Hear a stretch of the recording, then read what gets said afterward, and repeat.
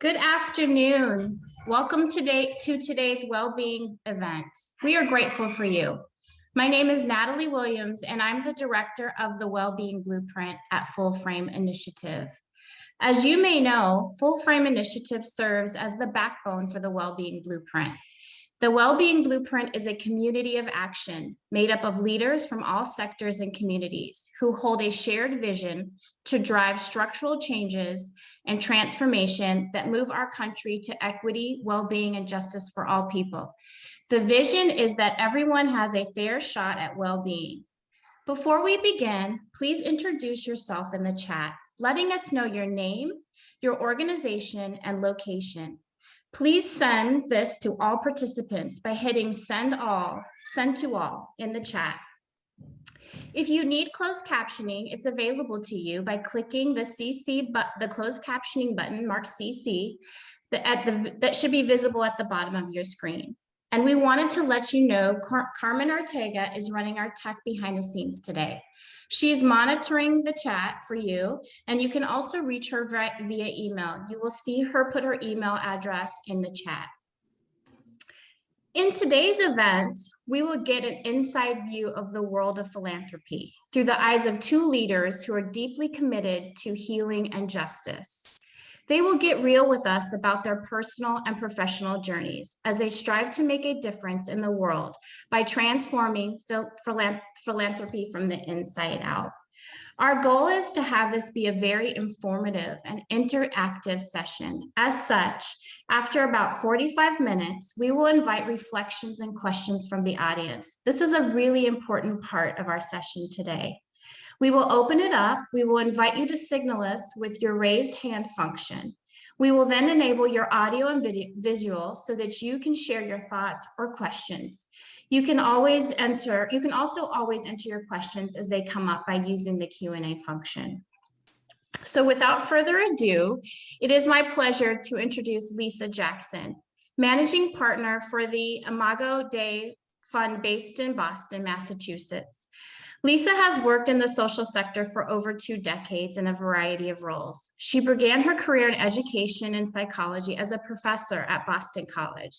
Her research there was focused on agency and self-efficacy in youth at the intersection of racial and gender identity. Welcome to you, Lisa. We're grateful for you being here today.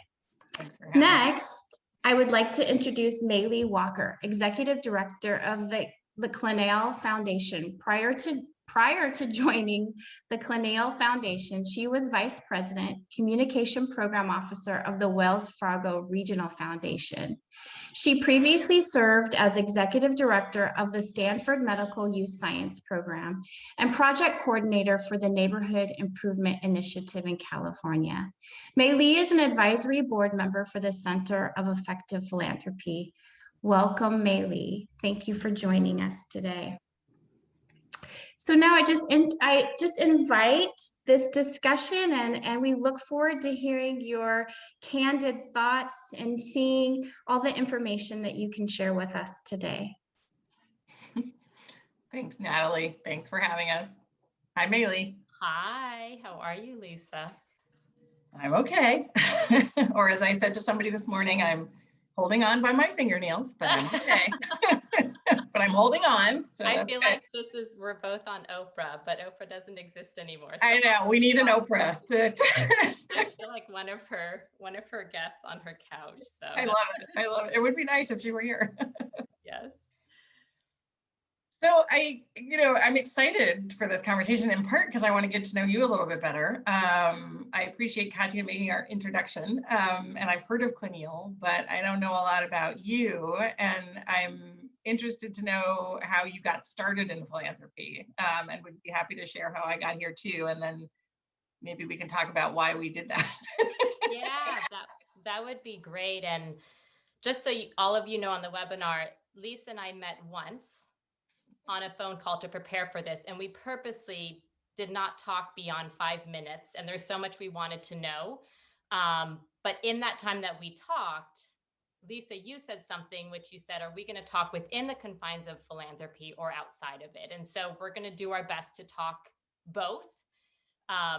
with the work that they're doing. And so I've been in philanthropy, it's hard to believe, for about 18 years now. Wow. And it's not something that I grew up knowing it was a field at all. I grew up, my dad is a white man, and his whole job, his whole career was actually as a professional gambler. Wow. And he would actually say he doesn't gamble because he thinks there's actually more probability to win at the blackjack table than there is playing stocks. So he always tells me he's not one, but that's what people do. And then my mom came to this country in her late 20s from Taiwan, and they met in graduate school because my dad was helping her with English. And so for her, culturally established philanthropy, nonprofit sector really wasn't something that she was familiar with. And, but growing up, I saw the differences in culture. And I grew up in a well-off beach community where there were students from my school there. And then there were students who were bused in from Southeast San Diego. And right away, I just saw the differences at my school. And when I was young, one of my best friends had a letter that she had gotten from Princeton to have her run for them. She was 2 years older than me. And I looked at that letter. I was sitting behind her, as a curious person as I was. I said, wow, I said, Princeton wants you to run for them. This is crazy. And she looked at me and she said, what's Princeton? Wow. And it was at that moment I realized, even though we had the same interests, we loved the same things, what was different was our zip code. And her mom loved her just like my parents loved me, but her mom immigrated from Mexico and didn't have a college education. So she didn't have somebody to tell her what Princeton was. And my parents were very educated, and they had the income and the knowledge and the life experiences to show me that. And I remember at that point at 15, I said, I have to do something about this with my life. I didn't have the language of social justice. I didn't have the language of philanthropy, but that really fast forwarded me into the nonprofit sector. And obviously I'm working in philanthropy. What an interesting story. Would not, I'm also from California, so I'm also struck by that. I grew up in Pasadena outside of Los Angeles. And as you were talking about the busing, I was reflecting back on being bused as a Black kid living in a white town, but all the white kids were getting bused to the Black high school as part of their attempt to desegregate. And I ended up on the bus with the white kids, which was really awkward.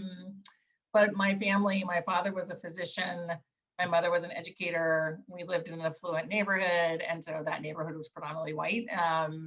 So, you know, my friends in that public high school lived in housing projects. And, you know, we were all Black, but coming from very different parts of town.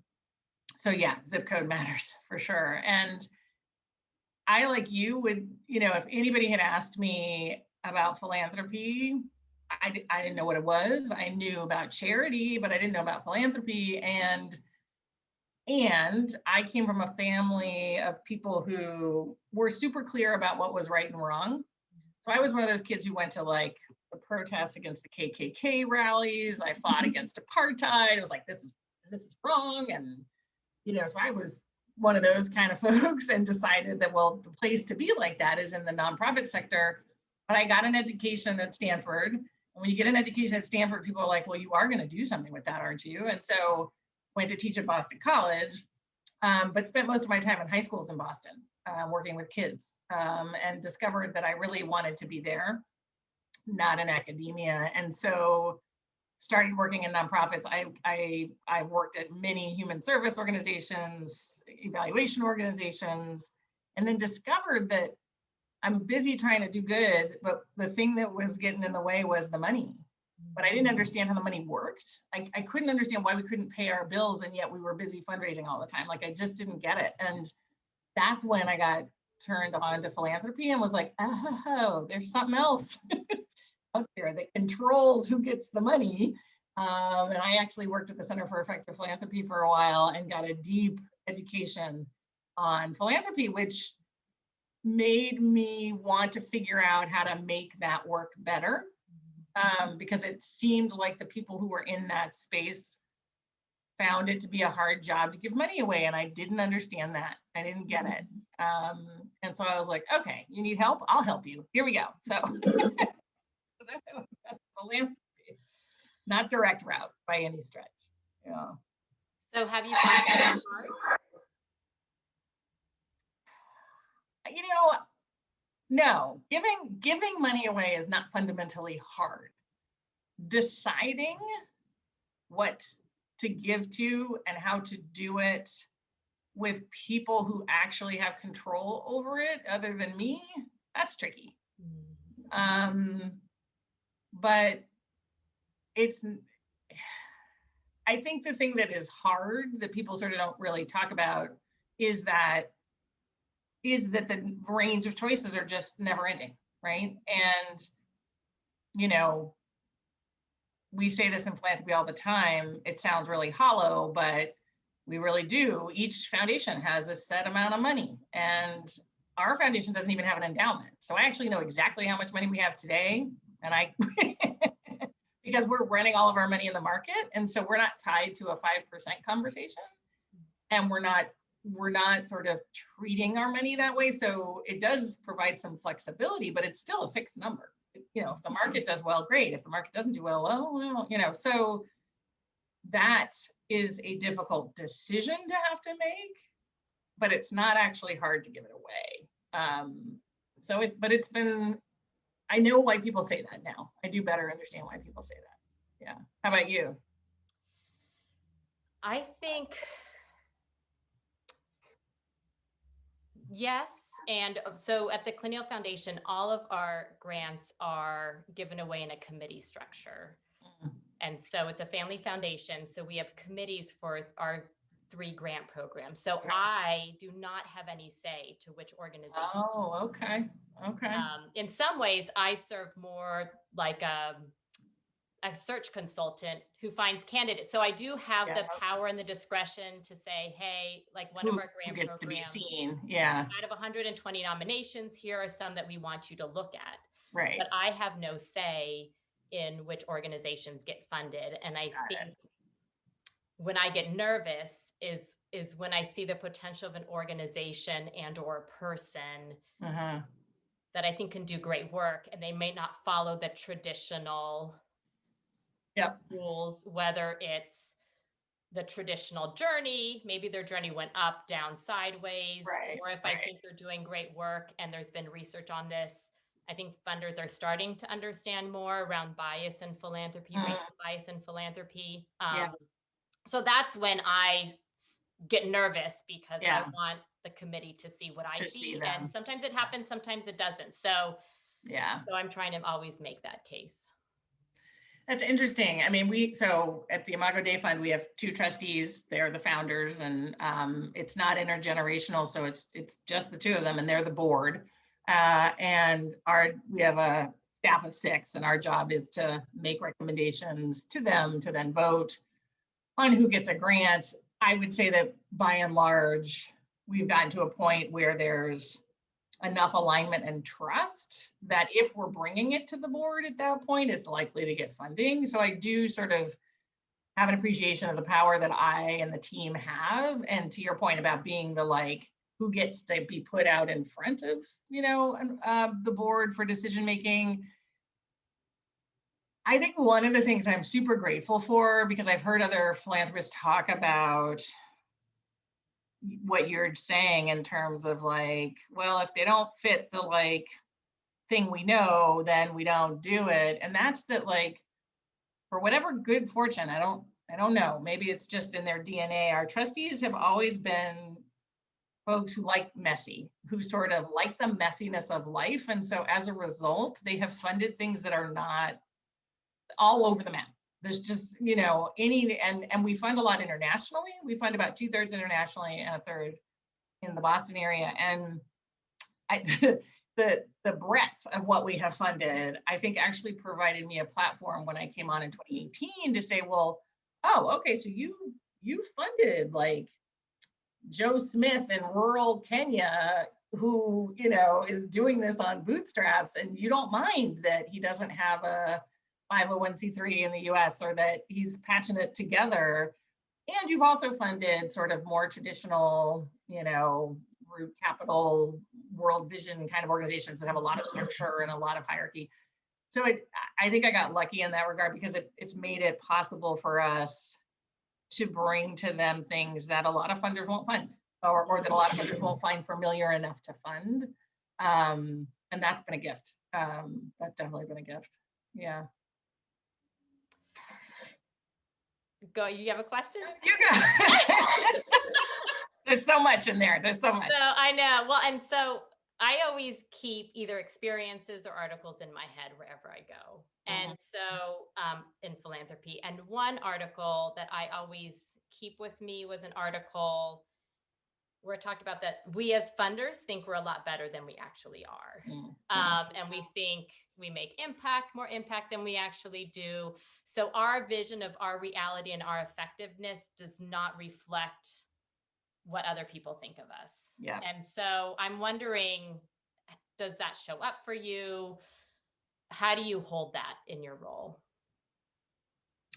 When I first got offered this job, I called a friend of mine who had also worked in philanthropy, and she said to me, "You'll never be funnier, you'll never be smarter, you're never going to have greater impact than the perception of you in this role." Like, she was like, the minute you put that philanthropy hat on, how people see you and how they then also show up with you is going to be really weird. And to your point, is not going to match even your own sense of, what do I have to offer? What do I know? And there are a lot of peer funders in the space who do think they know something and do think they have the right answer for everything and have the right. I was thinking about this before we jumped on, the sense of entitlement, that they have the right to dictate not only what the change should be, but how the change should happen, and therefore what people out in the world should be doing in order to get their money. Yeah. I think nothing infuriates me more than that particular stance, because I'm an academic by training, right? So, we learn how to have an ego the size of like a mountain, and yet I don't know anything at all about how to create social change in a community in Burundi. Like, how would I know? How could I possibly know? And so, we stay really steadfast with sort of like, look, we walk alongside folks who know what they're doing and what to do. And we trust that they're going to put the money to good use. And if we can be helpful, great. But if not, like, fine, just go do what you know how to do. And I think the thing that makes that hard for us is that people are always like, well, how do you measure? How do you know? How do you know they made a difference? And I'm like, well, who are you to say what a difference actually is? Like, I just, you don't get to define the problem, and you don't get to define whether or not changes happen. That's just not how this is supposed to work. My humble opinion. I don't know. Yeah. Hard one. The hard one with peer funders, particularly when you're trying to get them to fund the things you fund to help support the work. And they're busy asking you, I had a conversation with an organization just yesterday where the woman was asking me it's a new fund and they want to be trust-based and all this stuff. And then she tells me about her 10,000 page proposal application process and how the corporate office needs numbers. And I'm like, well, okay, look, you can't have it all. Like, either you're gonna dig deep on that relationship trust-based side and tell your corporate partners that this data is the data that matters, not that data, or you're not. But don't act like, I think the thing that we do a lot in philanthropy that really makes me nuts is that we just lie to ourselves and we create a story that sort of makes us feel good when in fact we're not doing what we say we should be doing. I don't know if you experienced that, but yeah. I don't know, what's hard for you in that? Have you had conversations with other funders about like either that balance or like aligning actions with stated values or stuff like that? Yeah, especially I think this past year, I realized that I've been really polite with other funders and I haven't taken enough risk. Yeah. I've thought a lot about risk and what does that mean, and have learned a lot from grantees like Katya, who helped organize this. I know James, who is signed up for this session, or Maria, I think, who's on this session too, who've really challenged me of like, as a funder, my risk with other funders is almost zero. Yeah. So Yeah. if they don't like my input, that's fine. Right. The risk that organizations have is huge. Yeah. Yeah. And lead loss to funding. And so I've really been reflecting on that and figuring out what are the places where I can take risks where they can't, where I can get information from them and they can't. And this really came home for me a couple of years ago. We did an article about general operating support, because all our grants are multi-year general operating. Yeah, and I so really wanted this to be a chance to profile. It was for Center for Effective Philanthropy, actually. And so I wanted it to be a chance also to profile an organization that we were supporting. Funders were going to be reading this. So there's a grantee of ours who had just called me, and they were struggling because they were being choked in project funding. Yeah. Yeah. And I talked with her. I said, okay, great. Let's lift up your story. You do amazing work. And then for me, it made so much sense. And then you could be profiled in this article that could raise awareness about your work to funders. So we did. And at the end, she said, I take my name off. It's too much risk. Yeah. Yeah. And so I hold those experiences with me where I wasn't aware even at that point of how much risk is. And this is talking about general operating funding. Right. Right. So it's not like something scandalous. It's not. And how leaders hold identity and racial identity and class differences and gender differences, bringing those. And I've had a lot of conversations with organizations to say, Maylee, how do I bring this up to other funders? I don't know how to do this. And so I hold on to that often, and have been really challenging myself, realizing the such minimal risk I have to. Yeah, I'm so glad you raised the risk. It like, you get that feeling in your chest when you're just like, risk is one of those places that just like, I was on a Skoll panel recently about big bets. And should we do big bets again? And people started talking about, well, isn't it risky to do a big bet with a small organization that can't metabolize the money? And it just was confusing to me, because from where I stood, the risk was that the need would not be met if the bet was not made.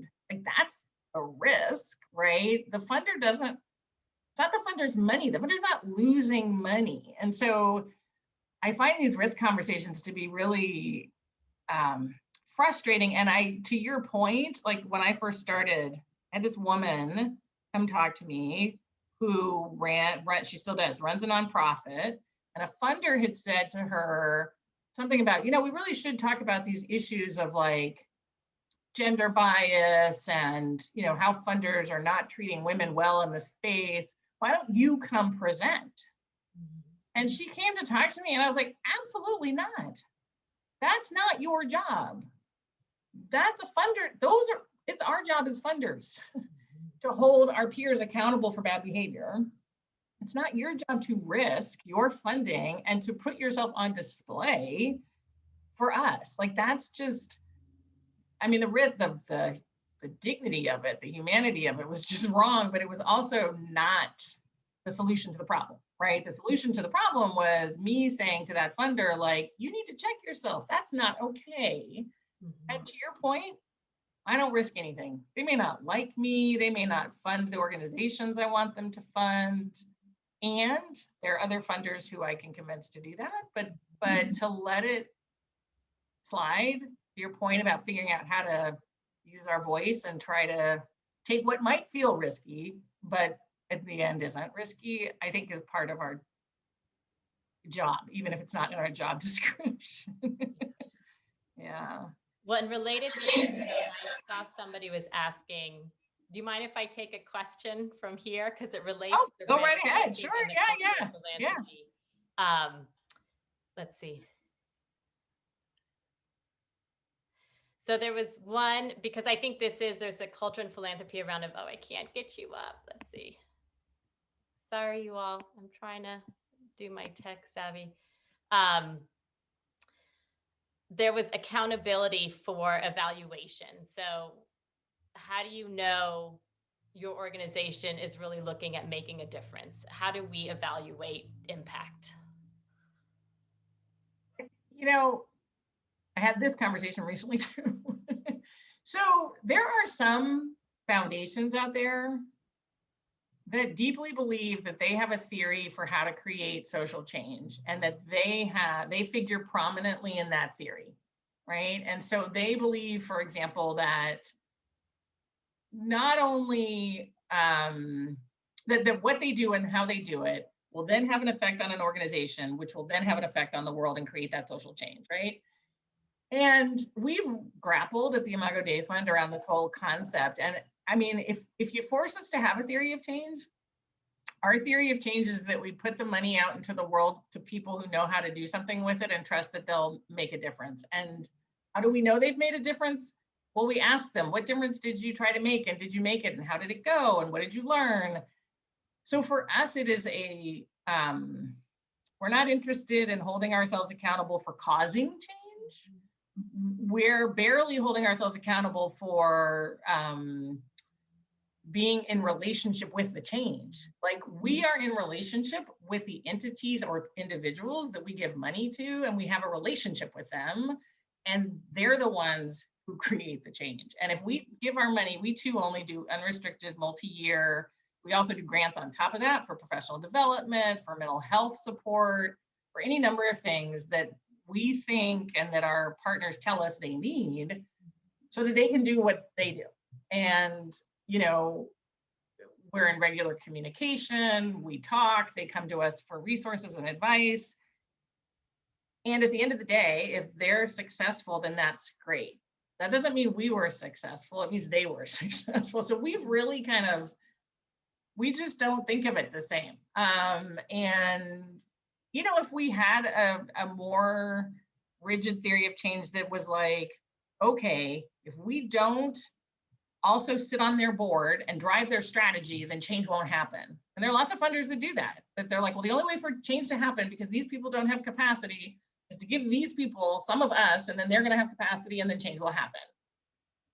I'm like, okay, good luck. Hope that goes well. But like, that's just not how we think about it. Yeah. How about you? How do you guys know? Does your board ever say to you, so Maylee, what difference have we made? No, well, I know why we're together now on this. Oh, okay. It's very similar to you.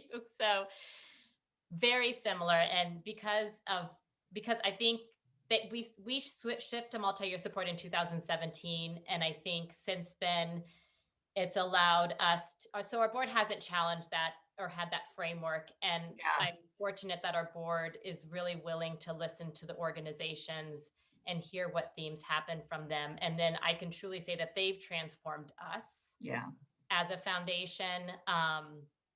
And we've really listened to the organizations to say, well, what do you need? And one of our grant programs does offer professional development, but we just say, hey, during this grant period, you have the money, right? You choose what you want. And what organizations people have used are things that I could never imagine, to your point, from therapy. And there have been several people who've used it for therapy and never thought that they could use that for therapy, to, you know, doing a self-learning trip. And I, again, learning, it was really my board that said, hey, let's listen to what people want versus prescribing it. And so it was really their vision of that to hear for that. And I think through multi-year support in this specific grant program, we do ask them, what do they think is going to happen?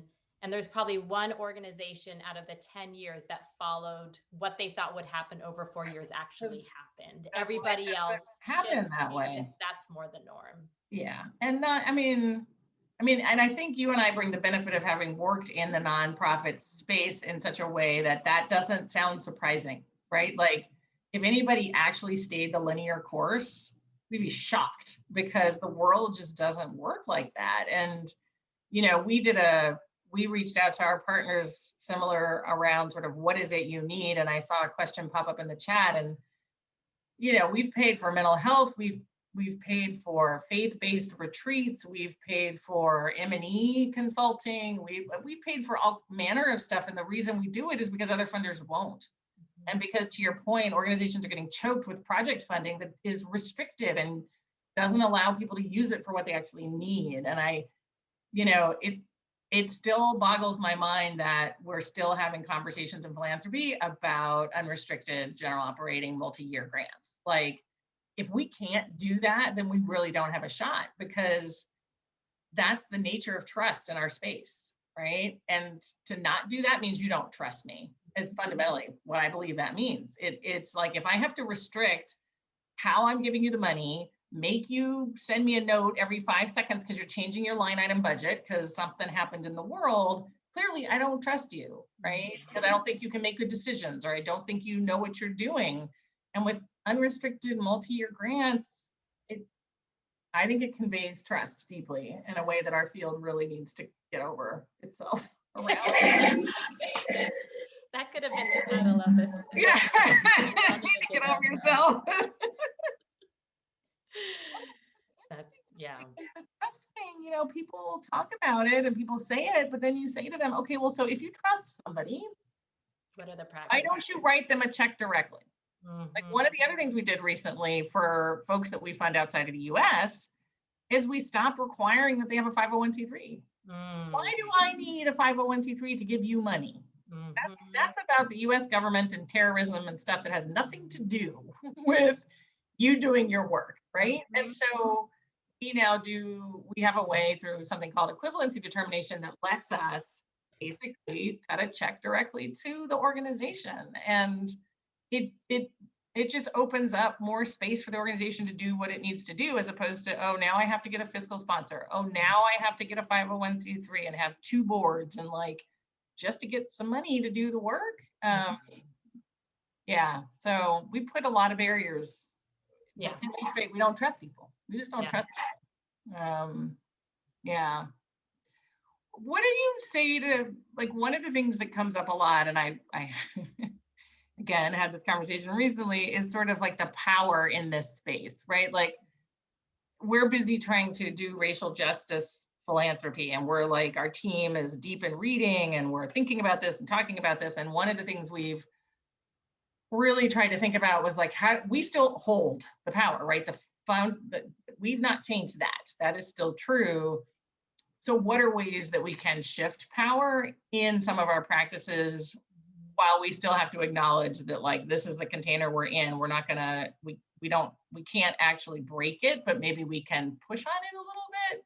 And I'm curious if you all have either gotten feedback from your partners or have tried some experiments with, like, having less power. I don't know, I'm curious. Well, and this comes up in the teaching class about how do you bring the community voice into it. Yeah.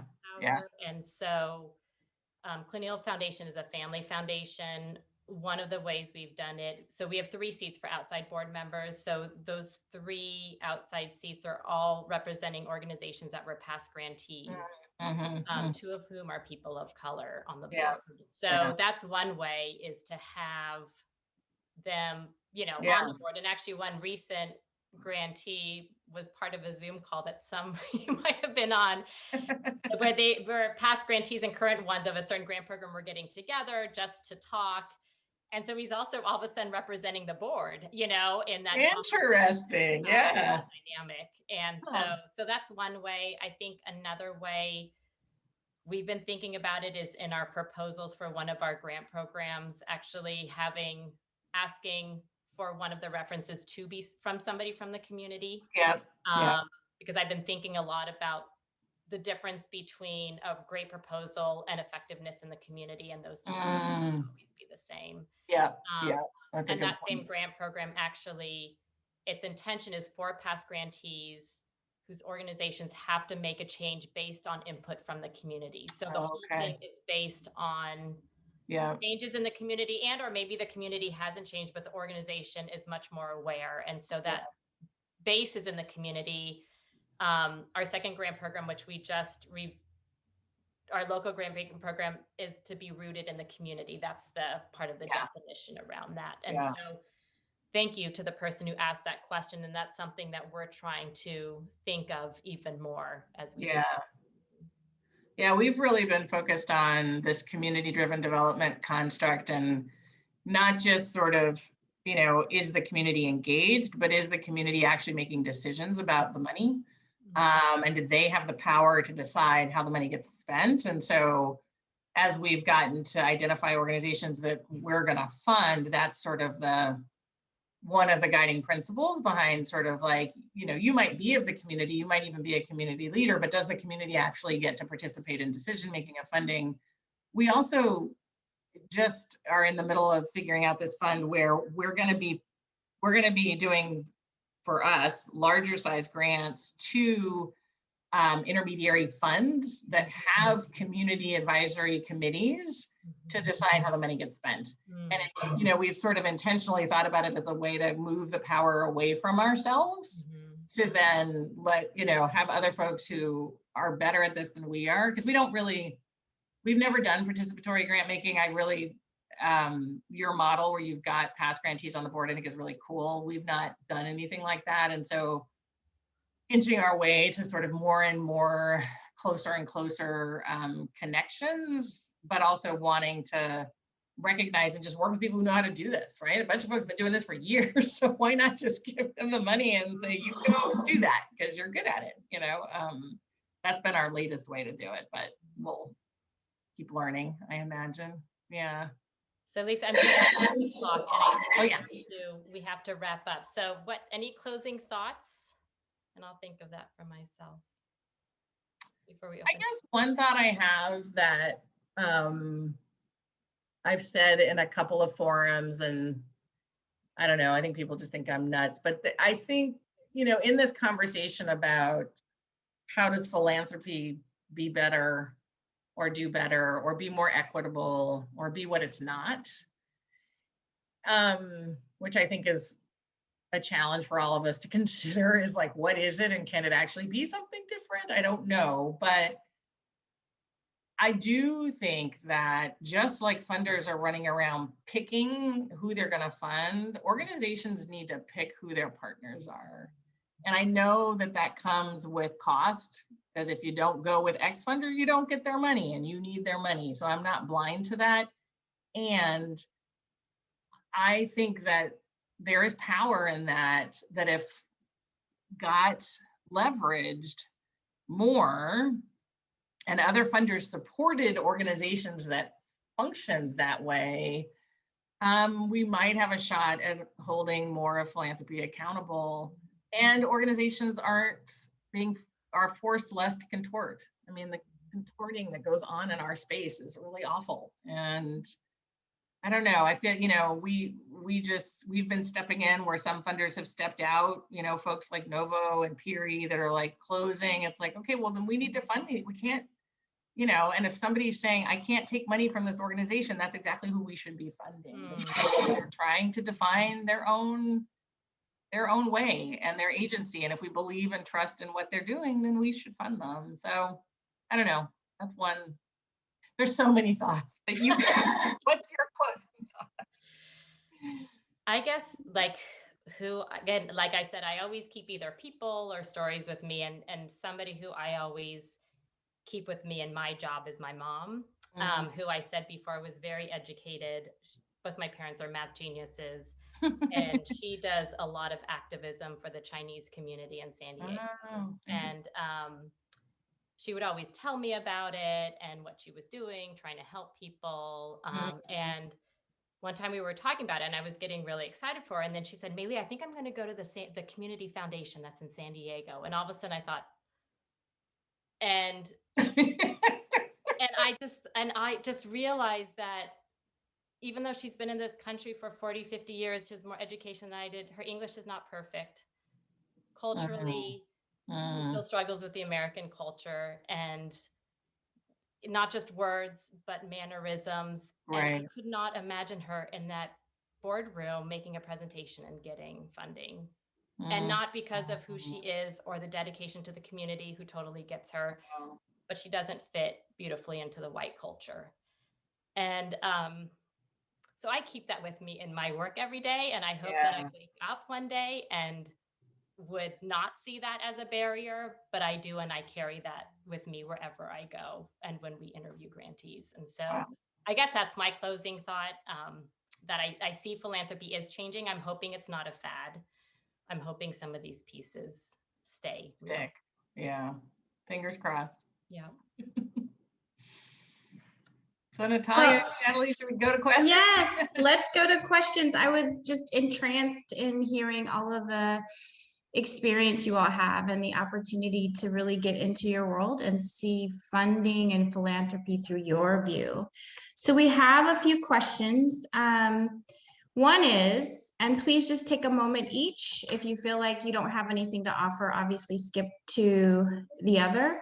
But the first question is, what have you found to be the best way to educate your board or communities on issues or strategies or organizations that has been most successful in getting their attention? Go ahead, Mealy. So I think for me, when our board has changed and I've changed, it's when they are in relationship with the grantee and that person or persons can speak truth to power. I can speak it till I'm blue in the face. Let's be real. I'm not working in community. I'm working 10 feet away from community. Right. And so that's the changes of the hearts and the minds.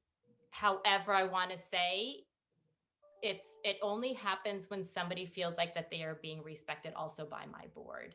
And I know there are too many times when individuals present to boards and they really feel traumatized. And there's a lot of trauma in philanthropy that's not talked about enough, where people are asked to relive their trauma to get money, whether they get it or not, it doesn't feel good. So I'm not talking about in that context. I'm really talking about it where people feel trusted and respected through dialogue and through learning, that our board has, and I have too, changed as a person and as an organization because of really that relationship. Yeah, I mean, I would say that we purposefully, to avoid some of the trauma that Mealy talks about, have chosen with some intention not to bring people before our board, not because there's anything wrong with our board, but because that's a lot and that's hard and that may or may not be as additive as we would hope. And so with our board, you know, they've purposely hired a staff whose job it is to build trust with the folks we want to support and with the board to then create the bridge that then makes it possible for them to take in information, be introduced to new ideas or new ways of doing things, and then act. I mean, we do site visits and sort of create and build relationships so we have stories to tell, but it's us telling the stories and sort of owning that enthusiasm and excitement that we then convey to the board. In the Boston area, sometimes our trustees do have an opportunity to connect more closely, and sometimes we travel. And that, of course, is always mind-changing when we get to go somewhere we've never been and see the world in a way we've never seen it. But, you know, I had a good friend recently say, our job is bushwhacking. Like, that's why, you know, we're clearing the path and we're bringing folks along with us, but we get to choose the path. And we often get to pick the information that gets presented. And, you know, that's where we can help our trustees see what we're seeing and bring them along. And so far, that's worked fairly well for us. Awesome. Our next question, I think you both will enjoy this. When you were introducing yourselves, you talked about your experience that led you to wanting to make a difference. For you personally, as women of color, is philanthropy a lever that is letting you do this in the way that you want? Will you take that, Lisa, first? Today it is, yes, today. Tomorrow, I don't know. Maybe not. I mean, I think there is always, I have this conversation with friends all the time, you know, and I say to people who come into philanthropy, you need to know what you're coming into. and not kid yourself about what it is. Philanthropy is the money that is made and that is reportedly going out to save the world is the same money that destroyed the world. So don't be confused by that, right? Like, that's what it is. And so we live in this incredibly cognitive dissonance space in philanthropy, where we're like, okay, let's take $1 million and go save the rainforest. Oh, did I make that $1 million on ripping down the rainforest? Oh, well, let's not talk about that. Like, that's where we exist. And so you got to sort of be able to sit with that and then figure out, okay, well, if this is the container I'm in, how do I make the most of it in such a way that creates the change, not that I want to see, but that the people out there who are actually doing the work on the ground want to see, and the communities want to see? Because I don't try to hold that. You know, when I go visit one of our organizations in Malawi and I get to see what they're doing and what's happening, am I deeply satisfied that we're partnering with them? Absolutely. I mean, there's not words to articulate the power of the work that they're doing. And I feel really sort of like, okay, well, at least I am getting money to that organization so they can do that. I don't have any false pretense that I'm creating that change. And that's the kind of schizophrenic cognitive dissonance kind of thing you have to do when you're in philanthropy if you're going to stay sane and stay honest. But it is a lever, and it's a lever we have right now. And I do think it is, when used well and be effective in creating change. I do think that's true. Yeah, I don't know, Maylee, how about you? Yeah, I've learned to just be my authentic self in philanthropy as a person of color. And my dad is white. And as my kids tell me, they're like, Mom, you could pass for white. So that's a reality for me too. They're so honest. Yeah, they're so honest. And I think there are times where I know, and a part of that reality is it is triggering. So I've been in board meetings, where tears have flowed. I've been triggered during grantee interviews, and I know it was nothing to do with the organization, but a personal experience around racial trauma. So that's part. I don't have the luxury of resting from the racial inequities. And and quite honestly, there were a couple weeks ago, and one of my board members actually called me and said, "Are you okay?" after we did some grantee interviews. And I'm so grateful for that. But where my husband, who's also mixed, he's Black and white, and he's a criminal defense attorney, where we were both just exhausted and burnt out and emotionally didn't have anything left. And it came out, and then you wonder, are we being good parents? I mean, what does that look like when two people are spent at the same time with a family, with jobs that have to do with real racial inequities? So maybe I'm just tired, but I can't fake it well anymore. Yeah. And that's part of the work and part of me that, what I bring to it. Thank you both for that. I want to take a moment to ask the attendees, if you want to ask questions yourself, please raise your hand in the chat and we will bring you onto the screen. We would love to see your faces and hear your voices. One of my next questions, I know this was in the chat as well, and then got moved over to the Q&A, is you said earlier that charity is different from philanthropy as it is done. Is it really? I think it is different, not for, well, I say that from the vantage point of a philanthropic organization. So, if somebody wants to walk down the street and hand somebody $100 to do something, awesome. Like, please go ahead, do that. But in the philanthropic space, what happens when you get charity is you get pity, you get dehumanization, you get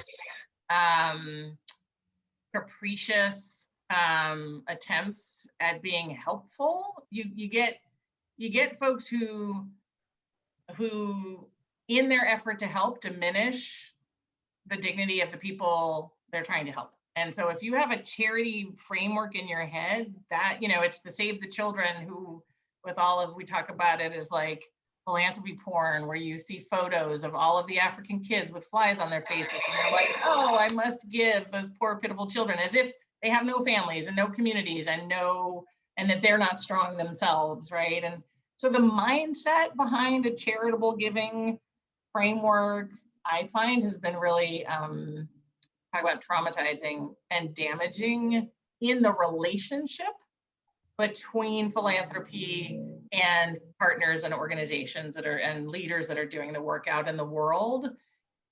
By flipping the frame to philanthropy, it doesn't mean that the money is the same. But what it can do, doesn't always do, but what it can do is support a philanthropist to be just a little thoughtful and a little more like human in acknowledging that they're in relationship with someone or something and giving that money, and that it actually matters how they do it. And so I do think it's different in that way, but money is money. So happy to have a billionaire drop $1 billion in cash on anyone. But I do think in terms of the field and how we operate, it does make a difference. Thank you. Maylee, did you want to respond to that too? Yes, it's interesting. That was the motto of my predecessor. She would always say that. So, and I hope philanthropy will get there. I still think it's human nature to want to have a quick fix on a problem. My hope is that as philanthropy continues to evolve, the complexity that comes into grant decisions, I know I was talking with one nonprofit leader and she said, Mealy, how do I explain all the complexity that goes into my work in 5 bullet points? I can't. So how do I communicate this? There's so many nuances that to the funder are nuances. To her, though, are core to how and what makes her work go. Right. And so I don't think we're there yet, but it's acknowledging that complexity. Yeah. I know we have a couple of attendees. Teresa Ellis, is she ready to come on and ask her question? Maybe not. This is a fancy setup. Oh. Did we see somebody? I see in the chat, it's Teresa saying I am. I don't know what else she should do, but. Can we bring Teresa on? There we go. Okay. Thank you. Mealy and Lisa, thank you so much for this. It's been really wonderful to hear you both. I have a question, which to Mealy's point about quick fixes is probably flying in the face of that, but you both have been in philanthropy for so long and have seen so much.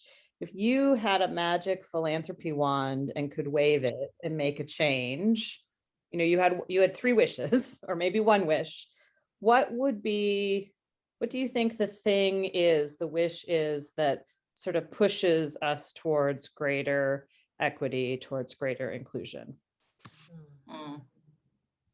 Wish I did have a wand.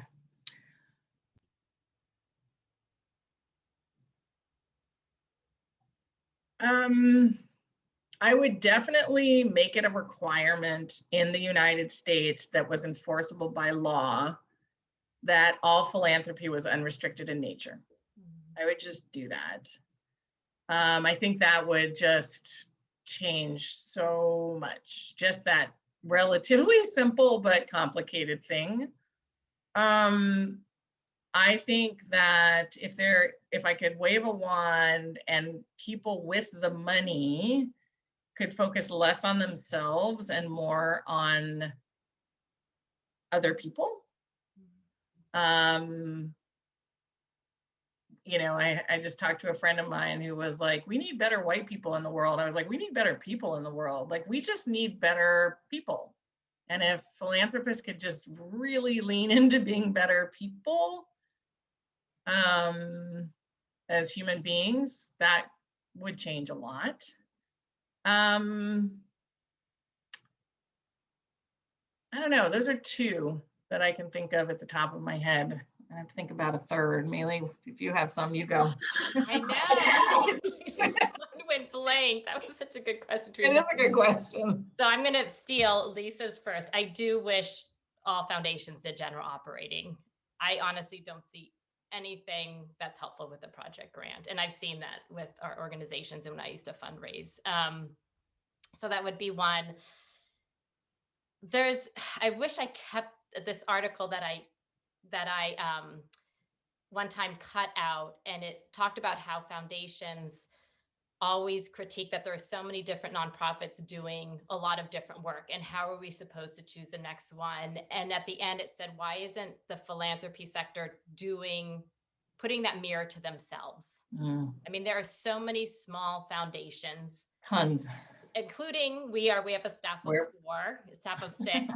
We all have our missions. We all have our own grant programs. So we are creating a problem, but I don't think we do enough reflection on what that structure does to the equity, and how many proposals organizations have to write for different foundations. And as well as intention as Lisa and I are, let's be real.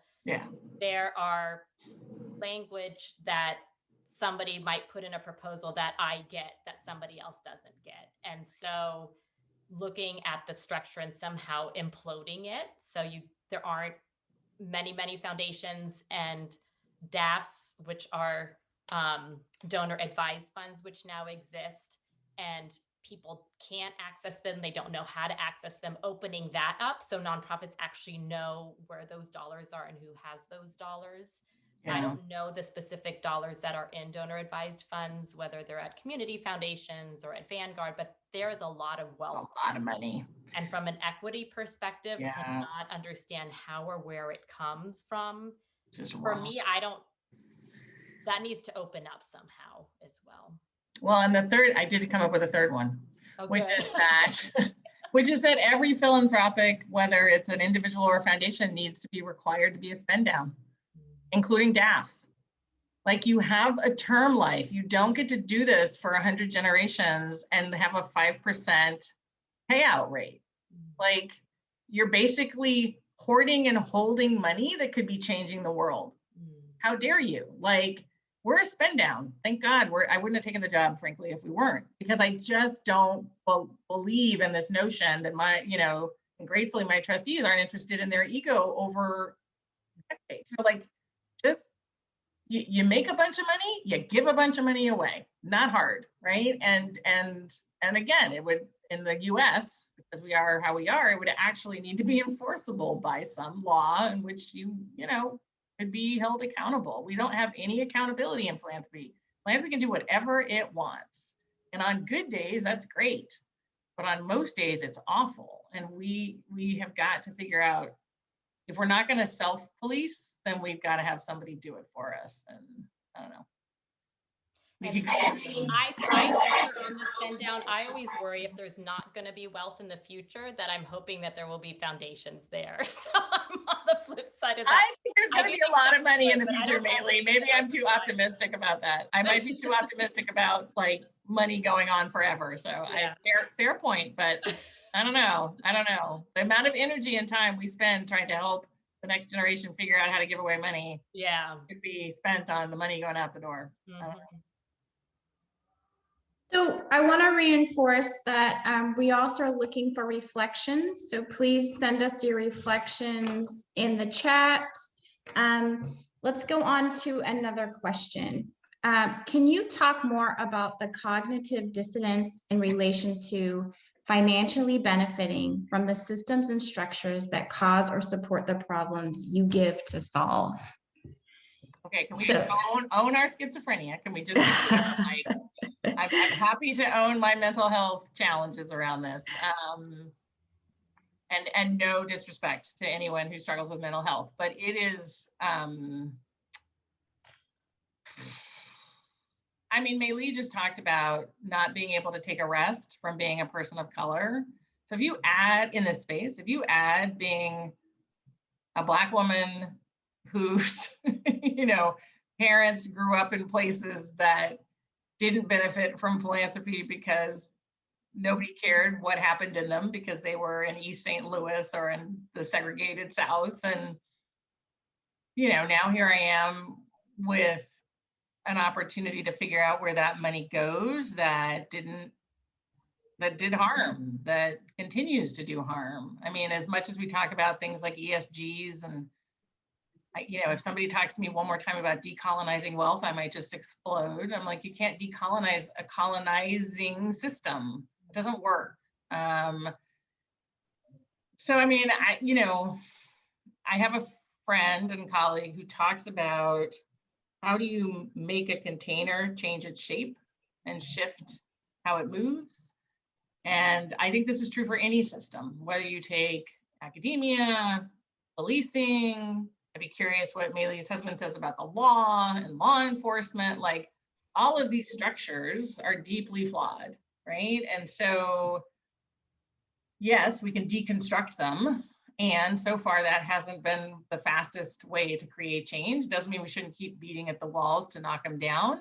And what do we do in the meantime? In the meantime, people are still hungry, need education, there's still great need. And so how do we function within these containers in ways that respectfully and with dignity addresses that while we push on the practices that might make this a different endeavor? And I think that's why Maylee and I are on this and put ourselves in a fishbowl. Like, I think we think, or we've convinced ourselves, we might not have it all straight in our heads, but that if we can do some of that, some things might be different. Will it all be right? Will it all be fixed? No, absolutely not. But might it be different today? Maybe. I don't know. Well, and I think coming into this space for me, it was eyes wide open. So when my first foundation job, I went into it. It was actually a corporate foundation. And so I went in not only wanting to have it be a way to serve the community, but I wanted it also a way to challenge the philanthropic construct within which I was working. So those are my two missions in my work. And if you talk with any of my board members, some years they'll say, yeah, we got stretched. And it's not me saying this is my personal agenda, I want to stretch. It's hearing from grantees, it's reading articles, looking at research, saying, wow, this is where we're working, and let me bring this up to you. I'm learning along with you, and what are we going to do about it? And problem solving, whether it's with grantees or with my board or with the staff.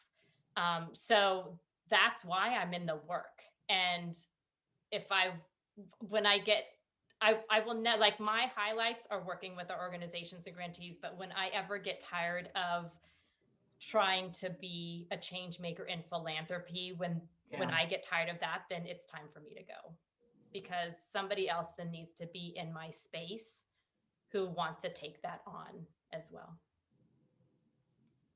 So my next question, and maybe this is a statement and a reflection, but it would be great if you all could reflect on this, is the New York Foundation does site visits. The visits include meeting with community members that know the organization, and they must be part of the group that meets with the foundation grant maker.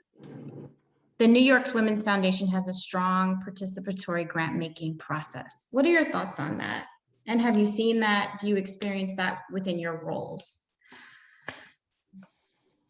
So, yeah, I can say, so ours being a family foundation, we're unique in that they want to engage the family. So that engagement happens with the family. And we have 18 to 20 family members who are involved in the foundation. So we don't have, other than the three members who are on our board who are past grantees, that's where the representation goes. So we do not have that piece of participatory grant making in that. And I think those examples are really important. What I always worry, and I worry about this with organizations or with people in the community, is what time are we taking from them? Because I've also heard stories directly with organizations that we support saying, oh, I'm so glad this funder wants to come, but look, this is a day out of my schedule. These are community members who are working full time. They're taking a day off. So we also have to be mindful of the time that we're taking. And, you know, some of what we've started to do is if we have any organizations who come speak, you know, we pay them for their time when they ever come speak. So trying to realize that time is valuable. Yeah, we do the same thing. And I was recently talking to another funder who was talking about all this data that they needed collected. And I was like, well, then pay them to get it for you. Yeah. Because it's you who needs it. It's not them. The participatory thing, I am of a mixed mind about. Like from a conceptual perspective, it sounds great. Like, oh, awesome. Let's have people participate. But the models I've seen continue to hold, the donor continues to hold the power. And or the organizations are then set up to make decisions in a scarcity mindset. And those folks are also folks who need the money, right? So for example, there's this participatory fund that was focused on disability rights, and they pulled together organizations, and it was the organization's job to identify the community, you know, to do all the legwork and then to decide. And they were also part of the pipeline, their organizations, right? And they're like, why would you set people up like that? Like, so now I'm supposed to make choices that are good for the field, take care of my organization. And oh, by the way, to Mei Li's point, I'm spending an inordinate amount of time doing this work and I'm not getting paid for it. And so I think conceptually, I like the idea. I think we got to figure out better models. And I think that, again, like donors need to hand over the money and back away. Like it just isn't, I don't know. It's just, you know, by holding even what the content is, we continue to hold power, right? Because what if the community, sure, every community needs support on disability rights, but what if they need something else more that they would choose, not you? And so would you be equally willing to say, well, here, community X, just take the money and figure it out? And, you know, sure, some people need resources for decision-making and all that kind of stuff, but like communities are smart. They know what to do with the money. I don't know. So one of the reflections that I have is in listening to you both today, you know, a lot of times we see philanthropy as this big untouchable. A lot of times we don't see what's behind the walls, the people working, the grant making. It's usually filling out a request and going through the process of showing all the information in hopes that you'll get funded. Where do you see the most impact that philanthropy is making right now? Maybe not just in your foundation, but across the board for well-being for all people. What is the thing that you see and visualize happening now?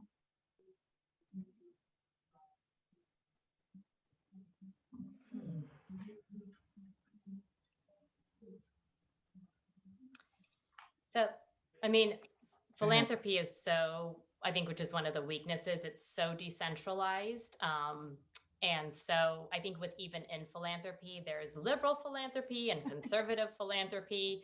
I actually think conservative philanthropy, when you read the strategies and how they focus and change issues, they're probably more effective than Lisa and I are and all the colleagues, but the issues don't match. But what I have seen, and I'm hopeful, is an openness around racial equity. That I know in talking again with organizations that we support pre-COVID, I just had so many conversations of executive directors who said, Maylee, how do I bring racial equity into a proposal for a funder? I'm scared. Well, will they not fund me anymore?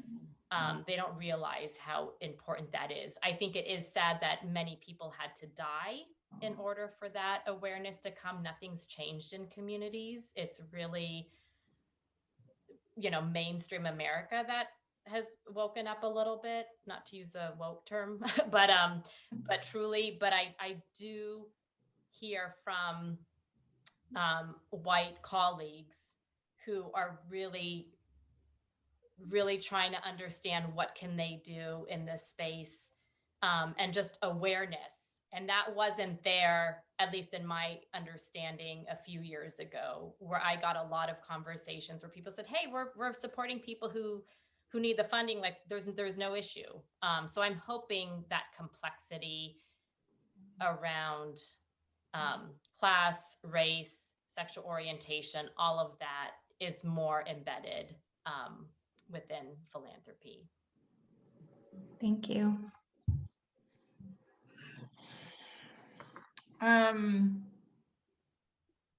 You know, before I came on, I took a look at the wellness, blueprint and was reflecting on some of it. And I don't see it in philanthropy. So I don't think philanthropy is actually thinking about it. I don't think philanthropy even understands what it means. So, so I don't have any great examples. I certainly have some individual examples of foundations that are trying, but as a field and as a broader space, we're not there yet. And I think, people keep saying things to me about, well, doesn't it feel hopeful that like people are talking about it and they're reading and they're aware and they're wanting to do stuff? And I'm like, yes, and they're not doing anything. So I tend to sit in a far more cynical space right now around the doing of the thing. Yes, a lot of people are coming to terms with some of like, oh my God, this is a reality I wasn't ever paying attention to, and now I need to pay attention.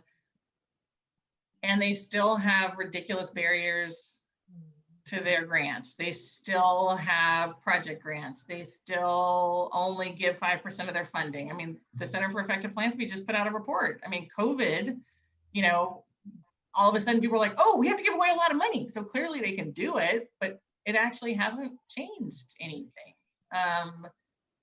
So it's always been a bit vexing to me what it takes to get philanthropy writ large to act differently. We're certainly speaking differently, and I suppose that's the first step, but we're not acting differently yet. Well, I just really appreciate your candidness with that, because I think that's a really good closing charge for all of us who are here. And thank you for taking us through kind of the highs and the lows of your journey and philanthropy, and also sharing with us your vision. Because it's important that we know the collective vision of people who believe in this work of advancing well-being for all people. And so the charge really is, there's work to be done. And, from you pushing from the inside and our leaders pushing from the outside, really showcasing what they need and what they want, hopefully we'll get to a better place. And that's what we're all about on these learning journeys together. So I just want to thank you for your time, which to me is the most important thing you could ever give us. It's something that you don't give back. And I want to encourage our participants to really take the information that you have gotten today and the reflections that you heard and do something with it. Advance this work, get involved. We invite you to become a part of the Wellbeing Blueprint. You'll find more information on the FFI website. And also you can just reach out to us and let us know what you're thinking and what you need. We also do these events all the time, so keep up with us. And thank you so much to Lisa and Maylee for everything. Thank you for the Caption Associates for joyfully singing our ASL interpretation. Thank you, Matthew. Thank you all of our FFI team for advancing this work. We appreciate you, and we hope you have an amazing rest of your day and evening. And thank you, Natalie. To Natalie, who did an amazing job facilitating on day 2 of her job. So thank you. You rock, Natalie. Thank you. Have a great day. Thank you. Bye-bye. Bye. Be well.